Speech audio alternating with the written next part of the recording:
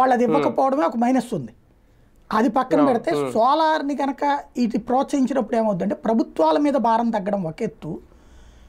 ఈ పబ్లిక్ ఇప్పుడు అందుకే ఉచితంగా ఇస్తానంటున్నారు. సూర్యగారి పథకం ఏంటి? ప్రభుత్వం ఉచితంగా ఇస్తుంది మనకి సోలార్ ప్యానెల్స్. కాబట్టి ఇక్కడ పబ్లిక్ కాస్టే ఉందని ఇది ప్రభుత్వం భరిస్తోంది. ఇప్పుడు ఇదివరకటి రోజుల్లో మనకి ఫ్లోరసెంట్ బల్బులు అవి ఉండేవి. అప్పుడు కరెంటు వాడకం ఎక్కువ ఉండేది. ప్లస్ ఆ కరెంట్ బొగ్గు ఆధారంగా తయారు చేయాల్సి వచ్చేది. తర్వాత ఏం చేశాడు మోడీ వచ్చాక ఎల్ఈడి బల్బులు పెట్టాడు దేశవ్యాప్తంగా. దానికి అయ్యే కాస్ట్ కేంద్ర ప్రభుత్వం పెట్టుకుంది.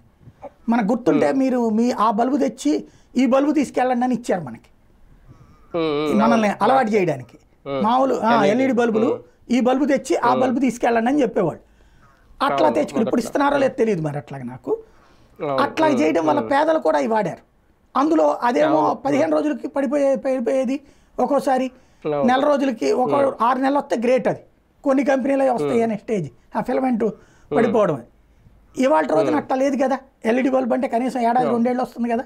దానివల్ల మామూలుగా ఒక్కొక్క బల్బు 15 రూపాయలు పెట్టి కొనుక్కోవడం, 10 రూపాయలు పెట్టి కొనుక్కుంటే దాంతో ఇది 100 రూపాయలు కొన్నప్పుడు ఏడాది వస్తుంది. ఇది అలవాటు పడిపోయాం కదా. రేపు సోలార్కి అలవాటు పడిపోతాం మనం.